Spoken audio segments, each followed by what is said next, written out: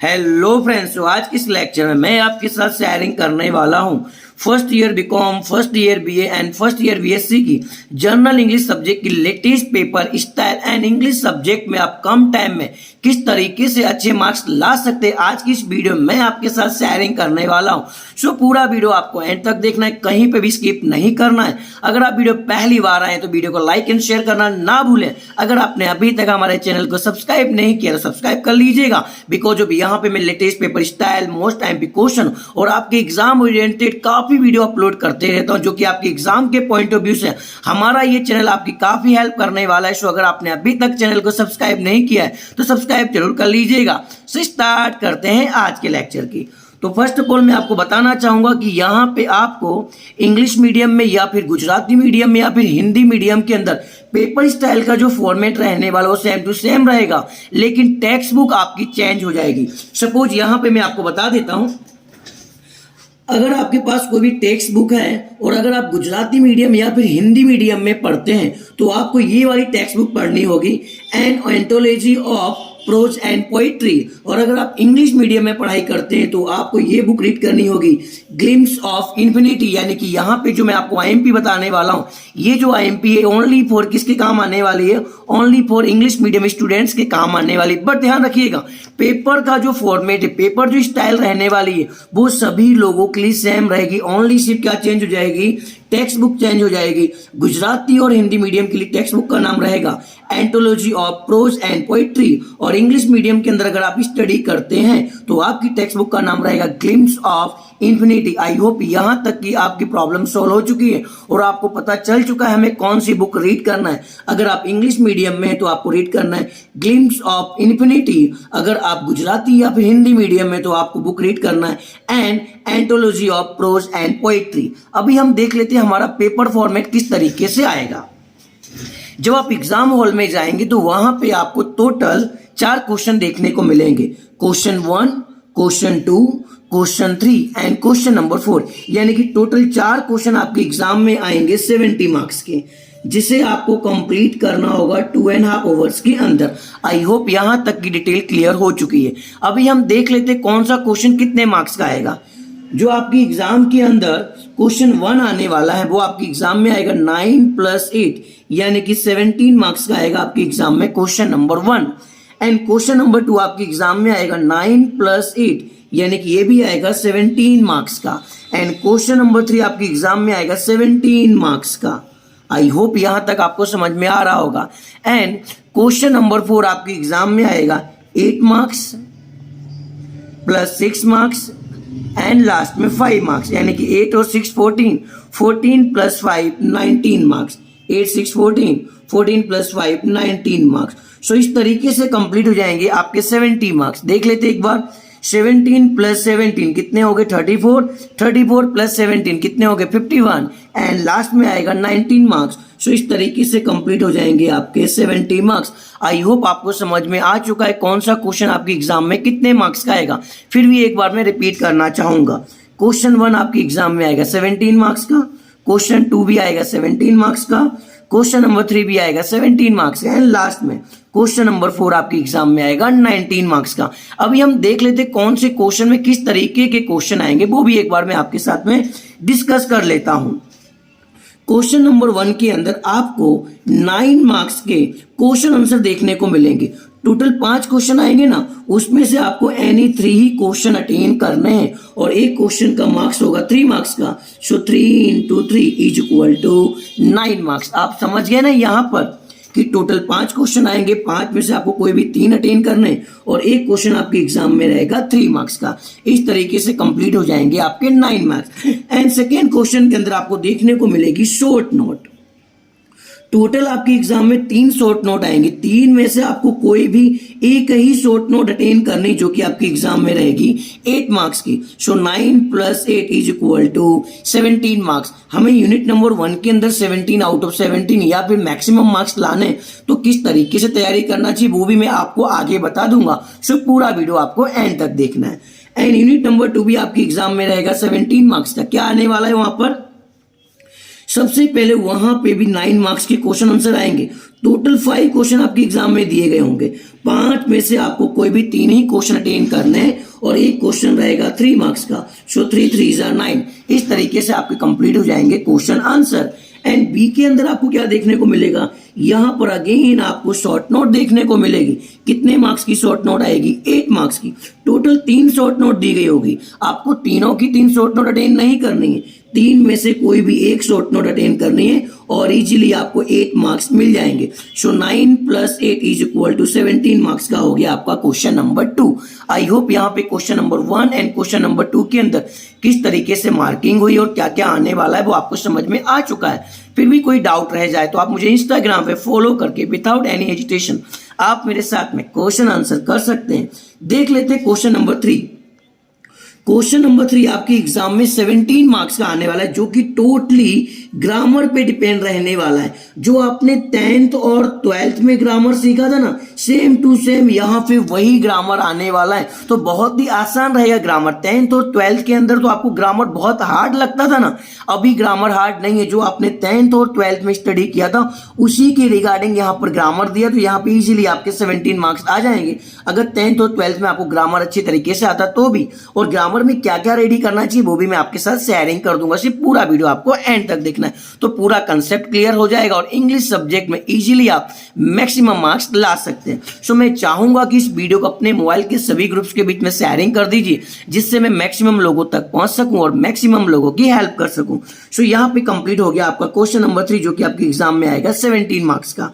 अभी हम देख लेते हैं क्वेश्चन नंबर 4 आपके एग्जाम में आने वाला है 19 मार्क्स का। देख लेते हैं 19 मार्क्स में क्या क्या आने वाला है। तो फर्स्ट ऑफ ऑल यहाँ पर एक ऐसे आने वाला है जिसे हम हिंदी या गुजराती में निबंध कहते हैं। टोटल 3 निबंध आएंगे, 3 में से आपको कोई भी एक ही निबंध अटेंड करना है, जो कि आपके एग्जाम में आने वाला है 8 मार्क्स का। आई होप आप समझ गए, जो कि आपको कैटेगरी ए में देखने को मिलेगा 8 मार्क्स में। फिर आपको कैटेगरी बी के अंदर टोटल आपको 6 MCQ देखने को मिलेंगे। टोटल कितने MCQ आएंगे, 6 MCQ। कहां से आने वाले ये भी मैं आपको समझा दूंगा।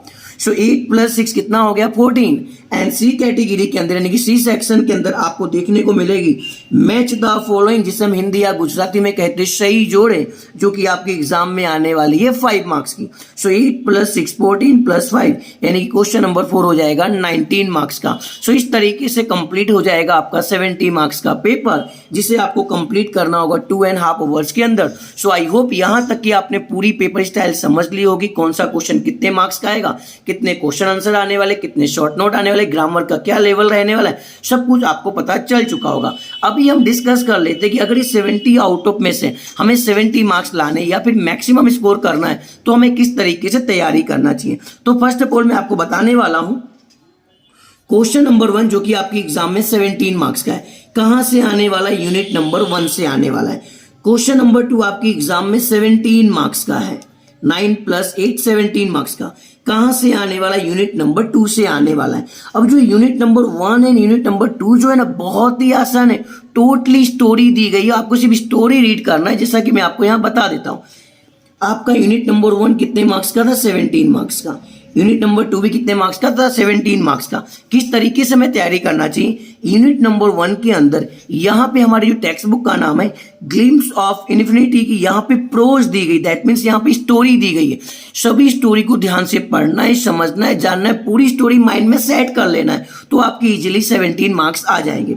यूनिट नंबर 2 के अंदर भी यहाँ पर जैसे यहाँ पे प्रोज दिया हुआ है, इनकी स्टोरी दी गई ना, यहाँ पे यूनिट नंबर 2 के अंदर पोएट्री दी गई है, पोयम दी गई है। सभी पोयम को ध्यान से पढ़ना है, समझ लेना, माइंड में सेट कर लेना है और इजीली आपके 17 मार्क्स रेडी हो जाएंगे।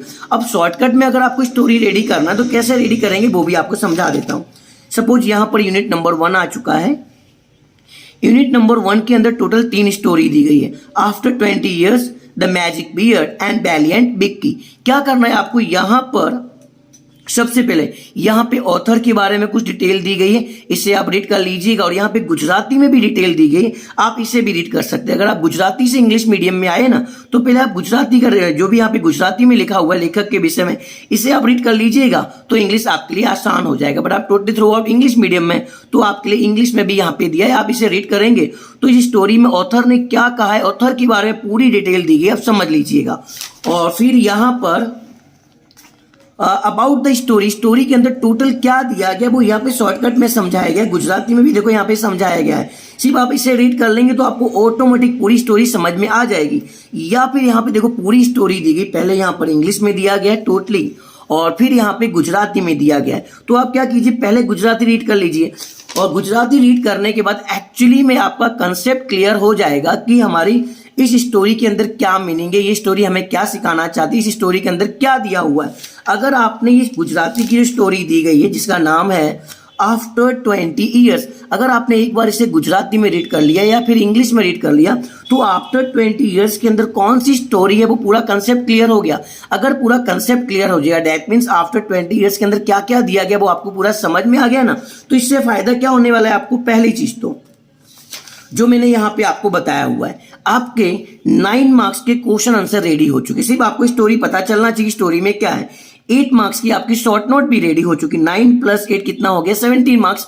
ओनली स्टोरी समझने से आपको समझ में आ जाएगा। देखो याद करने जाओगे तो कुछ याद नहीं होगा, सो आपको स्टोरी ध्यान से समझना होगा। बार बार मैं क्यों बोल रहा हूँ, बिकॉज ऑफ यहाँ पे 17 मार्क्स आपके रेडी हो जाएंगे। Same to same unit number 2 के अंदर यहाँ पर पोयम दी गई है, तो पोयम के बारे में भी यहाँ पे डिटेल में समझाया गया, या तो आप शॉर्टकट में समझ लीजिएगा, सिर्फ आपको पोयम पता चलना चाहिए कौन सी पोयम के अंदर क्या दिया गया है। यस, यहाँ पे मैं आपको पोयम बता देता हूं, ये रहा यूनिट नंबर 2 पोएट्री। टोटल यहाँ पे 3 पोयम दी गई, इन तीनों पोयम की स्टोरी आपको पता होना चाहिए। दैट मीन्स इस पोयम के बारे में means the blaze school master, O captain my captain and middle age, इनकी पूरी स्टोरी, इनके बारे में आपको सब कुछ समझ में आ गया ना। तो 9 मार्क्स की आपके क्वेश्चन आंसर रेडी हो गए और 8 मार्क्स की आपकी शॉर्ट नोट भी रेडी होगी। दैट मीन्स सिर्फ स्टोरी को समझने से और उसकी डिटेल जानने से आप इजीली कितने मार्क्स ला सकते हैं, 17 मार्क्स, जो कि मैंने यहां पर आपको बताया हुआ है। 9 मार्क्स के क्वेश्चन आंसर आएंगे और 8 मार्क्स की शॉर्ट नोट आएगी। सो यहाँ पे क्वेश्चन आंसर और शॉर्ट नोट आपको याद करने की कोई नीड नहीं है, सिर्फ आपको स्टोरी और पोयम को समझना है। वही आपके क्वेश्चन आंसर का रोल प्ले करेंगे, वही आपकी शॉर्ट नोट का भी रोल प्ले करेंगे। सो यूनिट नंबर 1 और 2 को रेडी करने से इजीली आप कितने मार्क्स ला सकते हैं, 34 मार्क्स। इसके साथ में कुछ और भी बताना चाहूंगा कि स्टोरी और पोयम को रीड करने से आपको कितना बेनिफिट होने वाला है। जैसा कि मैंने यहाँ पे आपको क्वेश्चन नंबर 4 के अंदर जो आपका सेक्शन बी और सेक्शन नंबर सी जो है ना, वो भी यूनिट नंबर 1 और 2 से ही आने वाला है। देखो यहाँ पे आपको 6 MCQ देखने को मिलेंगे जो कि यूनिट नंबर 1 और 2 से आएगी, और यहाँ पे आपको 5 मार्क्स की मैच द फॉलोइंग देखने को मिलेगी जो भी कहाँ से आने वाली, यूनिट नंबर 1 और 2 से ही आने वाली है। तो 6 + 5 कितना हो गया 11। सो यहाँ पे आपके कंप्लीट हो गए 17 + 17 34 + 11 मार्क्स की MCQ and match the following. Total हो चुके हैं आपके कितने मार्क्स, 45 मार्क्स ओनली आपको unit number 1 and unit number 2 की स्टोरी एंड पोयम को रीड करने से ही आपको मिल जाएंगे और कुछ नहीं करना है। अगर आपने स्टोरी और पोयम को समझ लिया ना, सभी चैप्टर के एंड में यहां पर देखिए MCQ दिए गए, MCQ भी आपको ऑटोमेटिक याद हो जाएंगे, बिकॉज जब स्टोरी आपके माइंड में सेट हो चुकी है तो डायरेक्टली आपको आंसर भी आ जाएंगे, राइट ना। फिर यहाँ पे जो MCQ तो आपकी बुक में दिए गए, जितने भी MCQ आपकी बुक में दिए गए सभी के सभी आपको रीड करके जाना है, बुक में से ही आपको MCQ देखने को मिलेंगे। फिर यहाँ पे आपको 5 मार्क्स के अंदर मैच द फॉलोइंग देखने को मिलेगी। अब मैच द फॉलोइंग में क्या आएगा वो भी एक बार मैं आपके साथ में डिस्कस कर लेता हूँ। From the textual glossary mentioned in the each story and poem, यानी कि स्टोरी और पोयम के अंदर वहां पे टेक्सुअल ग्लोसरी दी गई है, उसे आपको रीड करके जाना है। देखो मैं यहाँ पे आपको बता देता हूँ, सपोज यहाँ पे यूनिट नंबर 1 का चैप्टर नंबर 1 है आफ्टर 20 ईयर्स, और यहाँ पे इसकी देखो ग्लोसरी दी गई, दिखाई दे रहा है ना वर्ड मीनिंग, इसे आपको रीड करके जाना है, सभी की सभी पोयम की और सभी की सभी स्टोरी की। ये आपको मैच द फॉलोइंग में देखने को मिल सकती है, किस तरीके से देखने को मिलेगी वो भी डिस्कस करता हूँ। यहाँ पर एक साइड में वर्ड्स लिखा होगा एंड सेकेंड साइड में उसकी मीनिंग लिखी होगी, सिर्फ आपको मैच करना है और इजीली आपके 5 मार्क्स आ जाएंगे। सो आई होप यहाँ पे यूनिट नंबर 1 और 2 की हमें किस तरीके से तैयारी करना चाहिए आपको समझ में आ चुका होगा। अब हम डिस्कस कर लेते हैं यूनिट नंबर 3 जो कि आपकी एग्जाम में आने वाला है 17 मार्क्स का। तो यूनिट नंबर 3 के अंदर अगर हमें 17 आउट ऑफ 17 मार्क्स लाने या फिर मैक्सिमम मार्क्स लाने तो हमें किस तरीके से तैयारी करना चाहिए और क्या क्या तैयारी करना चाहिए वो भी डिस्कस कर लेता हूँ। सो आपका यहाँ पे यूनिट नंबर 3 जो है टोटली ग्रामर बेस पे रहने वाला है, जैसा कि मैंने आपको बता दिया है। लास्ट आपने 10th एंड 12th में जो ग्रामर सीखा था ना, उसी के बेस पे पूरा का पूरा ग्रामर रहने वाला है। बस ये ग्रामर आपको रेडी कर लेना है और इजीली आपके 17 मार्क्स आ जाएंगे। ग्रामर में हमारे कोर्स में क्या क्या दिया हुआ है, do we have and lexical word दिए जो कि आपने 10th 12th में पढ़े थे, और इतने टेंस आपको रेडी करने हैं। Present simple tense, present continuous tense, perfect tense, perfect continuous tense, simple past tense, past continuous tense, past perfect tense and simple future tense. इतने टेंस रेडी करके जाओगे और ये फॉर्म रेडी करके जाओगे, इजीली आपके मार्क्स आ जाएंगे 17 marks. I hope question number 3 की हमें किस तरीके से तैयारी करना चाहिए आपको समझ में आ चुका है। फिर भी कोई डाउट रह जाए तो आप मुझे कमेंट सेक्शन में राइट करके बता सकते हैं। ओनली 10th और 12th के लेवल का ग्रामर है, ज़्यादा हार्ड नहीं है। जब आप इस पेज को ओपन करेंगे ना, ग्रामर वाला पोर्शन आपको दिखाई देता हूँ मैं यहाँ पर, ग्रामर वाला सेक्शन, जिससे आपको और भी आसानी हो जाएगी। देखो लास्ट ईयर देखो 2018-19 में किस टाइप का ग्रामर आया था, वो भी यहाँ पे देखो सॉल्यूशन के साथ दिया गया है। आप इसे एक बार चेकआउट कर सकते हैं या फिर आप इसका स्क्रीनशॉट ले सकते हैं। अगर आपके पास बुक होगी तो कोई प्रॉब्लम नहीं। देखो इस टाइप की खाली जगह आएंगी और इसे आपको मेंटेन करना होगा, फिलअप करना होगा, जो कि 10th एंड 12th के लेवल पे रहेगा। और कौन कौन से टेंस आएंगे, कौन कौन से फॉर्म हमें रेडी करना है, मैंने आपको आगे बता दिया है। 2018 और 19 में इस टाइप के फिलअप आए थे आपके एग्जाम में 17 मार्क्स। सो मैं चाहूंगा कि यहाँ पे जितने भी मैंने आपको फिलअप्स बताए इन्हें आप ध्यान से रीड करके जाइएगा, बिकॉज ऑफ बहुत ही इजी ग्रामर है, आपको कोई हार्ड नहीं लगेगा, because of 10th and 12th level का ग्रामर है। सो एक बार आप देख लीजिए किस तरीके से यहाँ पर फिलअप आए थे आपके एग्जाम में। आप चाहें तो इसका स्क्रीनशॉट भी ले सकते हैं। ओ यस, यहाँ पे कंप्लीट हो चुका है। लाइक एग्जाम्पल थोड़ा सा मैं आपको समझा भी देता हूँ। देखो ईट डैश संडे एंड टुडे, यहाँ पे 2 फिलअप दिए गए थे, इज एंड वॉज, कि यहाँ पे इज आएगा कि वॉज आएगा। देखो ये टुडे जो है ना, टुडे हमें क्या शो करता है, सर प्रेजेंट टेंस शो करता है। तो प्रेजेंट टेंस में वॉच नहीं आता, प्रेजेंट टेंस में क्या आता है, इज आता है। इसलिए यहाँ पे क्या आपका आंसर आ जाएगा, इज। सो इस तरीके की जनरल इंग्लिश रहेगी, बहुत ही आसान है, कहीं पे प्रॉब्लम नहीं आएगा। जितना भी आपके अंदर ग्रामर दिया गया आपकी टेक्स्ट बुक के अंदर, सभी के सभी पोर्शन आपको रीड करके जाना है। देखो यहाँ से आपका ग्रामर स्टार्ट होगा, ये देखिए, ये बहुत ही आसान है, ध्यान से देखिए। इस तरीके पे प्रैक्टिस करने को भी दिया गया है, आप चाहें तो यहाँ से प्रैक्टिस करके भी जा सकते हैं। आई होप यूनिट नंबर 3 हमें किस तरीके से रेडी करना चाहिए आपको समझ में आ चुका है। अब देख लेते हैं यहाँ पर यूनिट नंबर 4 जो कि आपके एग्जाम में आने वाला 19 मार्क्स का, 19 आउट ऑफ 19 या फिर मैक्सिमम मार्क्स लाना है तो हम किस तरीके से मार्क्स ला सकते हैं। जो 8 मार्क्स है ऐसे के, ये हमें किस तरीके से लाने चाहिए। सो मैं यहाँ पे आपको बता देता हूँ, यूनिट नंबर 4 के अंदर आपको ऐसे देखने को मिलेगा।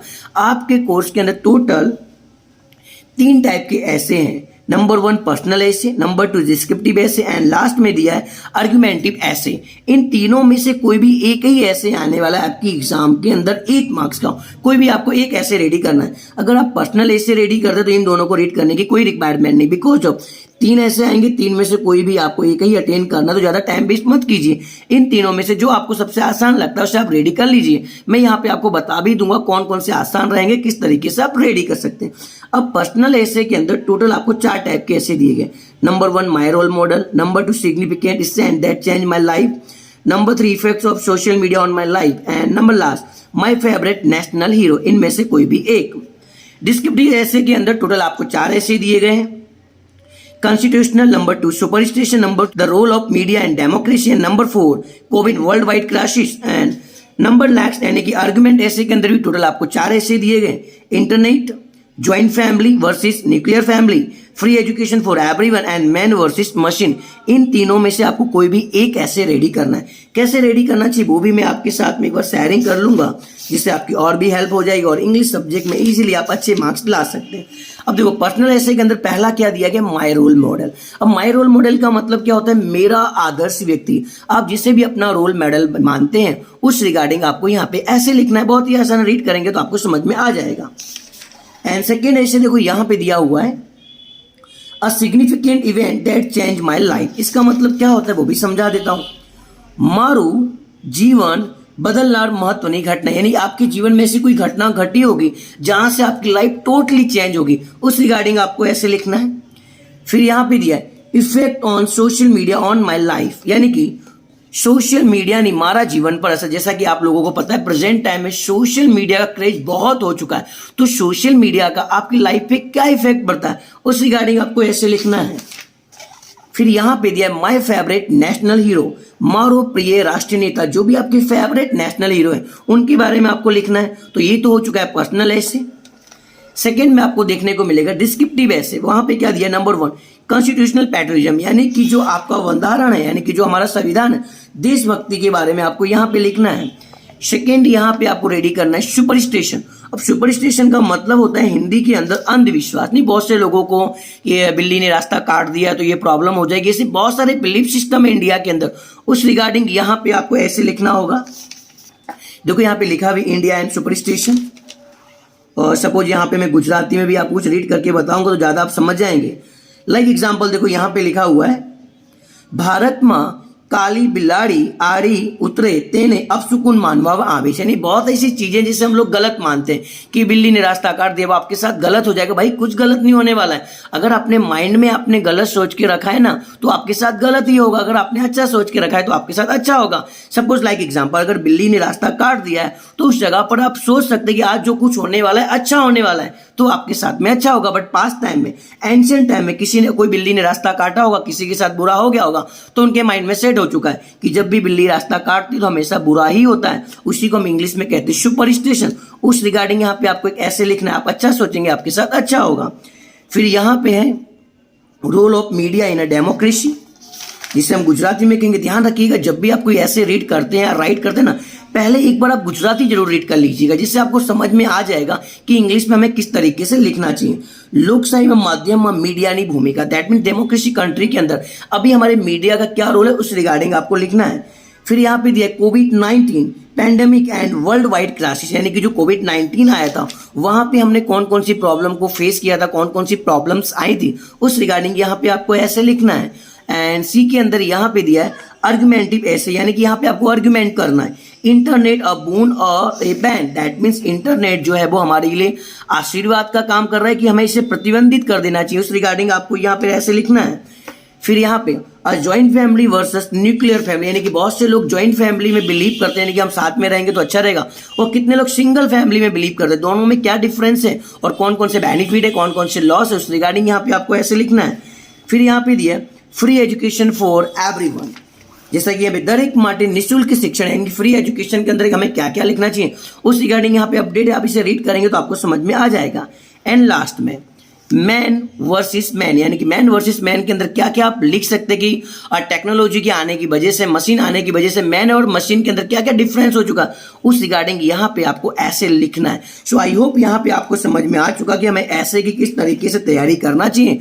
और ध्यान रखिएगा आपको तीनों की तीनों ऐसे नहीं रेडी करना है, कोई भी एक ही ऐसे रेडी करना है, बिकॉज तीन में से कोई भी एक ऐसे आने वाला है। सो मेरे हिसाब से जो अभी लास्ट जो एग्जाम हुई थी वहां पे effect of social media on my life आ चुका है, एंड मैन वर्सेस मैन आ चुका है, और सुपरस्टिशन आ चुका है।